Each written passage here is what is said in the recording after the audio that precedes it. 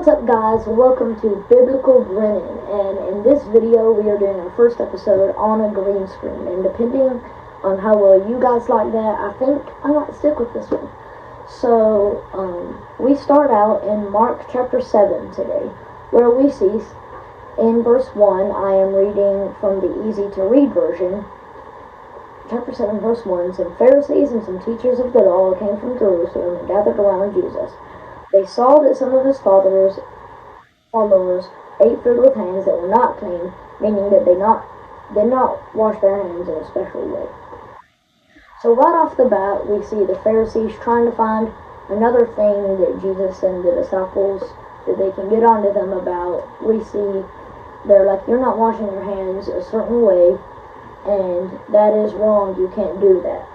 And so let's go to verse 8 where Jesus is replying to them, and he says, you have stopped following God's commands, preferring instead the man-made rules you get from others. In this verse, we just learn about how deeply the Pharisees are concerned with their traditions instead of the original rules, like the Ten Commandments and everything that God gave them. They had an estimated 600 rules that they say you had to follow, that Pharisees completely made up and did not get from God. Hey guys, just letting you know that after a little bit of research, I'm actually not sure if the Pharisees did completely make these up or if they did come from God, because there are some accounts saying that they did come from God or not. So do your own research and let me know what you think down in the comments, because I'm not always right. Nobody is ever always right. So just after editing, I found this out, and so just let me know and I'll do a little more research on it, maybe post it in a short video. Thanks. Verse 9, then he said, you show great skill in avoiding the commands of God so that you can follow your own teachings. That, for the Pharisees, would be a big hit. Jesus is saying to them, you are a teacher of the law and you don't even know the law because of what you have done. 10. Moses said, you must respect your father and mother. He also said, whoever says anything bad to their father or mother must be killed. But you teach the people can say to their father or mother, I have something I could use to help you, but I will not use it for you. I'll give it to God. You are telling people that they do not have to do anything for their father or mother. So you are teaching that it is not important to do what God said. You think it is more important to follow those traditions you have, which you pass on to others, and you do many things like that. The Pharisees, they are big deals in this time. They are the whole thing, you know? They are the teachers that know everything about God's law. They are supposed to be the people that enforce it and the people that do it perfectly. And we see so many verses of Jesus pointing out how much they exaggerate. They will go into the temple and just do long, stretched out prayers to look good. That is their whole thing, is to look good. And they have made so many rules that they forget about the rules God originally made. Verse 14. Jesus called the people to him again. He said, everyone should listen to me and understand what I am saying. There is nothing people can put in their mouth that will make them wrong. People are made wrong by what comes from inside them. Now this makes sense. No matter what you say, you can't become wrong. It's what you mean. It is what you have inside of you that makes you wrong. Then Jesus left the people and went into the house. Followers asked Jesus about what he had told the people. He said, do you still have trouble understanding? Surely you know that nothing that enters the mouth from the outside can make people unacceptable to God. Food does not go into a person's mind, it goes into the stomach. Then it goes out of the body. When Jesus said this, he meant there is no food that is wrong for people to eat. And Jesus said the things that make people wrong are all the things that come in from the inside. All these bad things begin inside a person in the mind. Bad thoughts, sexual sins, stealing, murder, adultery, greed, doing bad things to people, lying, doing things that are morally wrong, jealousy, insulting people, proud talking, and foolish living. These evil things come from inside a person, and these are things that make people unacceptable to God.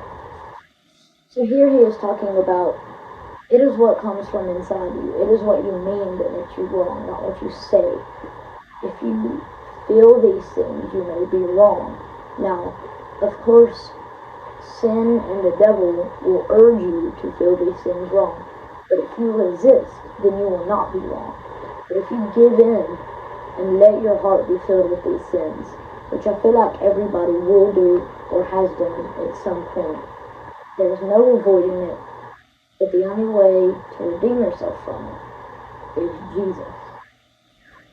And baptism and the cross.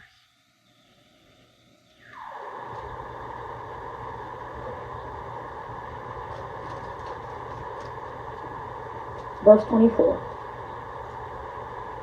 Jesus went from there to the area around Tyre. He did not want the people in the area to know he was there, so he went into a house.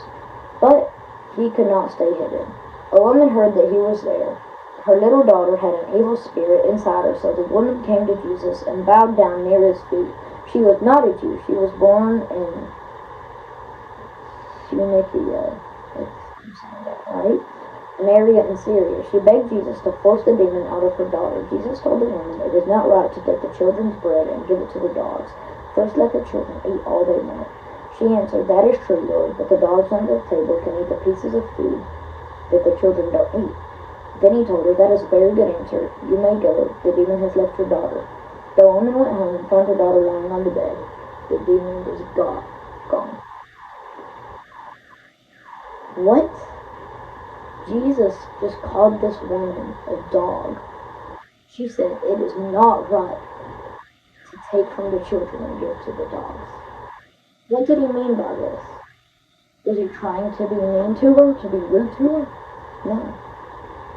He was testing her to see how much faith she truly had. And she proved him right. She astonished him. She said that even the dogs get whatever the children don't eat. And in some versions we say that he was astounded, and she told her, and Jesus told the woman that it was her faith that made her daughter well. This is a beautiful example of what happens if you just believe and not let anything get in your way.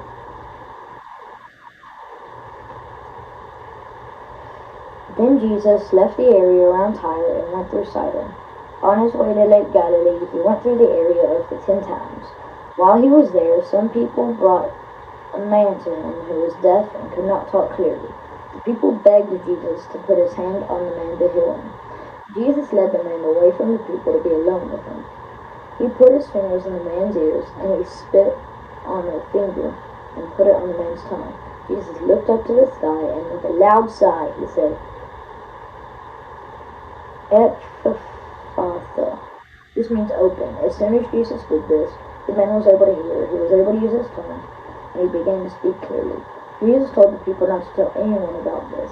But the more he told them not to say anything, the more people they told. They were all completely amazed. They said, "Look at what he has done. It's all good. He makes deaf people able to hear and gives a new voice to people who cannot talk." The crowd came to him and was all like, "Jesus, please heal this man." And Jesus said, "All right, come here. I'm going to take you in private and you heal it." And he said to everyone, "Don't tell anybody," but the more he told them not to tell anybody, the more people they told, because they could not stop telling people about Jesus' greatness. I hope you enjoyed this video, and let me know down in the comments if this was a good way to do the video. My voice may have seemed a little off because I've been to a lot of ball games, yelling a lot, losing my voice. And if you really enjoyed, drop a like. If you really enjoyed, please drop a subscribe. It really helped me out and get the message to more people. And so, if you don't want to do those things, just enjoy God's word.